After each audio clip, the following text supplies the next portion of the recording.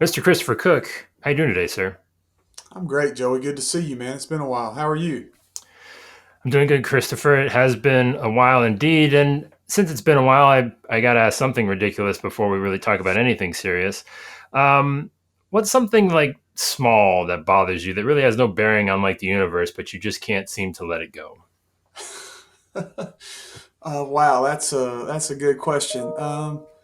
Timeliness seems to be something that sticks in my craw about other people from time to time. And as I've gotten a little bit older, I realized that the world's not going to stop spinning because somebody calls at 10:01 and they said they'd call at 10. But it's taken me a little while to get used to that. I mean, they say time is the most valuable asset we have. I mean, I'm sure that's probably true. For me, it's a little less. I mean, because that does impact you in some way, shape, or form in the grand scheme of things. I mean, a minute, every day is, if you did a lot of math, that would be a lot of minutes. But for me, it's just food sitting around. I hate when people order food and like we just sort of casually act like it's not there. It's like, what are we doing here? We just spent money on this thing. Like it's not getting any better. Um, Yeah, it's you just not kind of getting better politely wait. sitting out. I agree with Yeah, you. you're just kind of politely waiting because nobody else seems to be in a rush. I guess that's maybe related to time. But well, let's shift things over to kind of what you do more seriously. What is going on in the agency? What is maybe nitpicking that's sort of eating at you that maybe isn't all that big of a deal, but you've been at this for a while and it's like, boy, we really should maybe figure this out. I tend to focus on our team and responsiveness to clients, and then maybe carriers and quoting are the two things that kind of seem to stick in my craw. But I have this internal urge that I want customers answered immediately. And you have to kind of come to the realization that if a team member is on the phone with somebody else, they can't hang up with that person to pick up the other call. And sometimes that doesn't always suit my internal clock, but we're working through it. I guess maybe what has been a solution has it just been we'll get back to them when we get back to them, or maybe do we find other creative ways to maybe sort of fake that responsiveness? More staff has been one of those answers. Clearer communication about when we can get back, adding communication channels like text and things like that to try to share the load. VAs have helped. We're combating that in multiple ways. Yeah, and I remember from the conversations we've had over the years, you rely a lot on volume, right? You like to get a lot of people in through the door. Has any of that changed over the years? I know you wanted to sort of shift. I mean, not away from it, but try to do more things to the same people. Is that something that has made its way onto the radar? Surprisingly, that has, or surprisingly for you, not surprisingly for me, that has changed quite a bit. Yeah, our policy count per customer has continued to grow. Our retention has improved significantly since you and I have talked last, and those two things are specifically because we became more proactive about reaching out to our existing customers rather than reactive. And then our revenue is coming 2 to 1 from the commercial line space rather than personal lines now. And commercial revenue typically is not going to be as volume oriented. They're larger $5,000 to $15,000 revenue accounts rather than a bunch of $500 personal lines accounts. So our volume's changing, or our type of volume's changing significantly as well. So what did you do to get there? Like, what I mean, catch me up a little bit as to like what were some of the big steps that got to that point. Yeah, I mean, from a personal line standpoint regarding retention, our friend Chris Paradiso, and I think he took this advice from Kelly Donahue. Kelly's popped into my email inbox right here, right now, so I can think about her name. But proactively calling every customer we have 60 days before renewal to check in. That sounds stupid. When I first heard Chris say that, I thought, golly, Chris, I can't do that. Why would you do that? But as we've done it for about 16 months now, we've really transitioned the way we communicate with our clients. And it's a simple, hey, Joey, I'm calling to say thank you. And I want to make sure when you get your renewal offer that it's right. Have you put a new roof on your home? Have you guys added a swimming pool? Or have you bought a new car and we don't know about it? So those review calls on the personal line side have made a tremendous difference. From a commercial line side, we have producers who want to go after commercial insurance, and that's where they spend their focus. They are networking, talking to prospecting commercial lines coverages rather than personal lines, and that has been a big shift in what our agency has done to grow our book of business. The 60-day sort of renewal, that obviously, I definitely love that. Has there been sort of an appreciation maybe to that, maybe that you maybe weren't expecting? Because when they do get that renewal now, instead of being nervous about it, they're like, oh, all right, I got this. It's great. I talked to Christopher. It's fantastic. Yeah, the first few months were hard. I mean, we didn't, we went through that process slowly. Our service team was very used to answering the phone, right?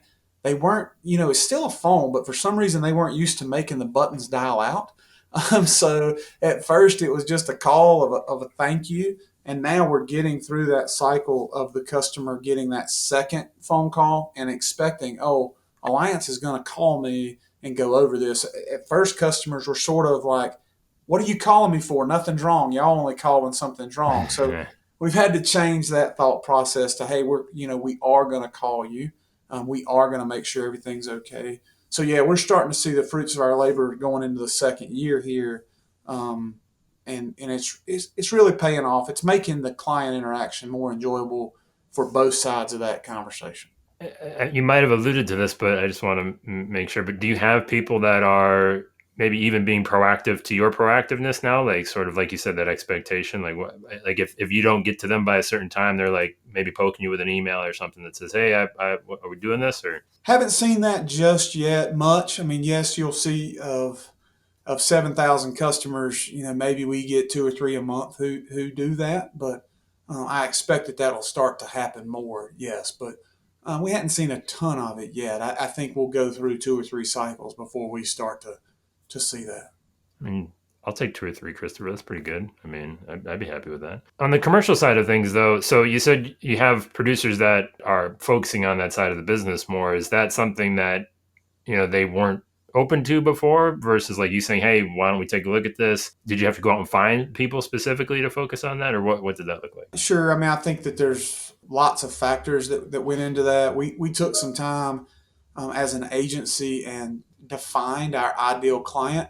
And for us, that was more about what do our carrier partners write well? And then asking our producers to go after that. I'm pretty sure you've asked me multiple times in life, are you basically, are you a generalist agent? And I would say to you now, our agency is still a generalist agency, but our individual producers have more of a focus of the type of things that they individually write and that they individually go after. And we complement each other as a team, as an agency. But we have a producer who has a very specific trade contractor niche that he goes after. We have a producer who stays in the garage and automobile space. We have a producer who stays in the farm space. We have a health insurance producer. So those folks, we've encouraged them to have niches and to complement one another at the agency level. But that focus and that concentration has been very, very important for their individual growth. And they've really adapted well to it and focused on it. It's been successful and positive. Yeah, because you mentioned, focusing on what the carriers you have do well. That's important, right? Because you got to have the markets first. But then at the same time, there's the second part of that is well, what do our guys have sort of an aptitude or sort of an interest in, participating in, speaking the language, right? Was there sort of a secondary part of that conversation of saying like, these are the things that we have available to us that are good. Where do we fit into that? Yeah, each of them have sort of migrated the way that they enjoyed talking about, to your point, hey, I can speak this language. I'm a car guy, or, I can speak this language. I understand that industry or whatever. They sort of migrated there themselves. They've each fed off of each other, if you will, and noticed, hey, Chase is going after this specific niche. Seems like he's having success doing that. Where's my spot in the world going to be? What niche am I going to go after? And they've kind of migrated towards that. I'm embarrassed to admit something simple that we've done also is we just have a weekly sales meeting to talk about what we sold last week, what our prospects are this week, and what policies are renewing in 8 weeks so that we can remind each other of the type of accounts we write. And as simple as that sounds to a lot of agency owners like myself, it has been tremendously effective in our growth. All right, Christopher. So again, we haven't talked about all these things, like you said, very simple but yet highly effective, right? So renewal calling, so focusing on specific lines of business, You just tossed into sort of the sales meeting. These are all things that we hear over and over again, and at some levels say, yeah, that's a good idea, or just sort of, maybe I'll get to that. I guess the question here is, what's the next simple thing, right? That we maybe are kind of constantly circling the drain with, that you kind of feel like might be, it's about time. It sounds simple enough. Let's, what is there something that is sort of poking at the back of your brain? Yeah, I think for us, the next step, and I hope that we get there by the fall, would be more around lead management. Currently, Mm. we have gotten better at managing an opportunity. Okay, customer A has said he wants to buy something from us, or he at least wants to give us a chance to earn his business. And we've gotten pretty good in the last 4 or 5 months at managing that opportunity, understanding the workflow. Hey, we've sent this to these 4 carriers, and it looks like carrier B is going to win the risk. And so we've gotten much better at that. A next step for our production team certainly will be, okay, well, let's manage your pipeline. Let's manage who your leads are. Let's manage how they get to the point where they say, yes, I'm ready to buy, or I'm at least ready to talk. And we're not doing that yet. I think we can pretty soon, and I think it will have a big impact too. But we're not there yet. Fancy word, marketing qualified lead, Christopher. I like that. All right. Well, do you have any sort of framework? Is there anything that you are sort of having like the rough sort of planning stages of like, boy, it'd be great if we could do this to maybe get them there. Yeah, so we moved into the Salesforce environment in September of 2020. So I guess we're 9 or 10 months in now. And as anybody will tell you, management system changes are very tough. Salesforce is a beast of a product that can do a lot. And when I say we're just getting used to managing opportunities, sadly enough, we didn't really have that capability in prior management systems we had. The management systems managed policy data really well, but they didn't manage sales opportunities very well. So, and I know there's other products out there. For us, Salesforce is what works. Salesforce manages leads as well, and we're starting to understand and build out that framework and really work in that space. But, Joey, we just had to get through, all right, where's the box where I put the customer's name first? And then we move towards, all right, we can manage the policy now. And now we've been managing opportunities so that we can drive sales. And the next step will be, all right, how do we manage these leads? Yeah, something that's always fascinating too is that, being somebody that is driving this from the top down, it's not like what you weren't doing wasn't working, right? Or what you were doing wasn't working. It just maybe wasn't working the way that you wanted it to. One, for other, people in a similar position, how do you kind of continue to have that ability to want to sort of mix things up and be able to, like you said, communicate that down to people that are used to doing things a certain way? Yeah, I don't want to name drop too much, but I think it's important in this particular space or this particular question. Read lots of books, thought about management of my business, management of my agency, searching for every single this or that management style, reading all the thought leaders in the country and the space and so on and so forth. But really settled on a group called Focus 3. The leader of that organization is a man named Tim Kite. Tim happens to be very involved in your home state at Ohio State University. But there's a saying that the Focus 3 group uses is just a little bit better today than I was yesterday, and I'll be a little bit better tomorrow than I am today. And I think that I've sort of lived that my entire life, but to hear it and see it written from that group was very impactful for us. And we've spread that throughout our culture, and we've got some work to do to continue to spread that throughout our culture. But that leadership mindset and just behavioral training or behavioral style mindset that Focus 3 delivered to our group certainly was very, very impactful, and I think will continue to be. I guess I'm curious, what are the conversations that you had again internally with some staff members that, again, like you said, that this is different, we're going to continue? I mean, I guess you guys have been doing it for a while, or is this, again, have you been doing this enough to where it's kind of expected, like what's Christopher going to throw at us next? Yeah, I'm afraid it probably is expected. Hey, he's going to change. You and I have mostly met at conferences, right? So I'm traveling the country trying to get a little bit better all the time, and I come back with 7 million ideas, and they try to block and defend of, golly, what's he going to make me do next? But we've settled in a little bit over the last, I'd call it 2.5 years, and started to, okay, this is a goal that he wants done, he being Christopher, but at least now he has an organization to it, or he has a plan for it. So we developed a strategic plan back in 2019. We update that strategic plan. We move things to priority.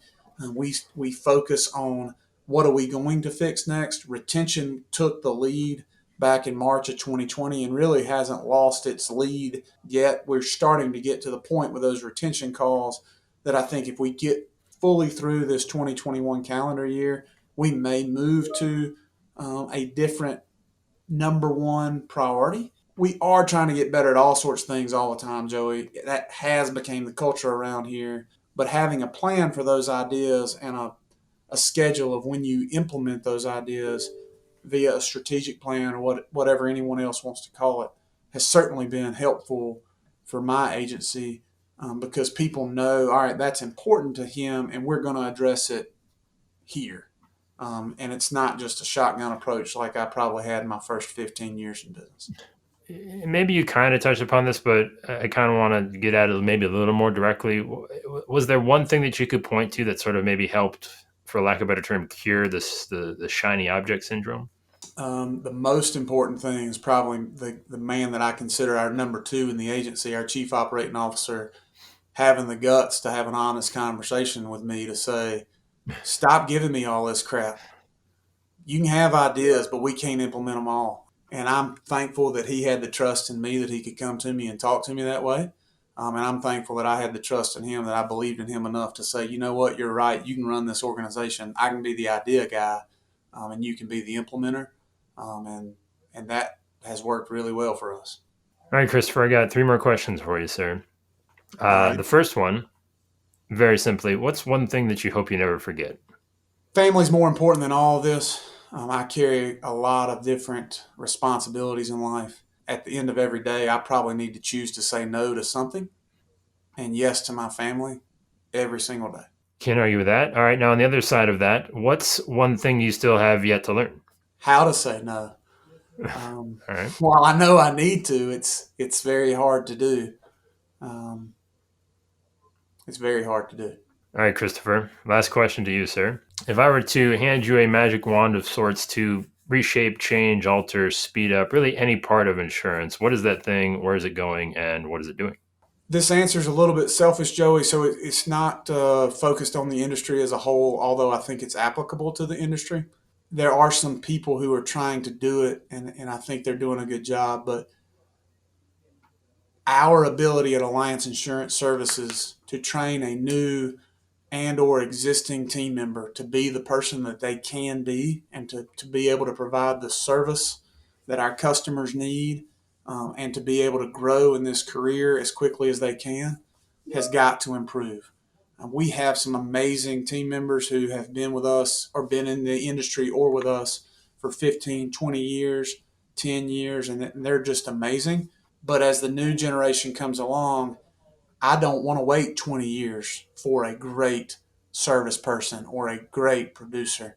How can I take that 20-year person and get somebody to that level in 5 or even 3 years? And that's something that for Alliance we're trying to focus on is there has got to be a more effective way to train people to be great in the insurance space. We've got a lot of great people here, and we want to have a lot of more great people here. How do we help them get there? Christopher, this has been fantastic. I'm going to leave it right there, sir. Thanks, Joey.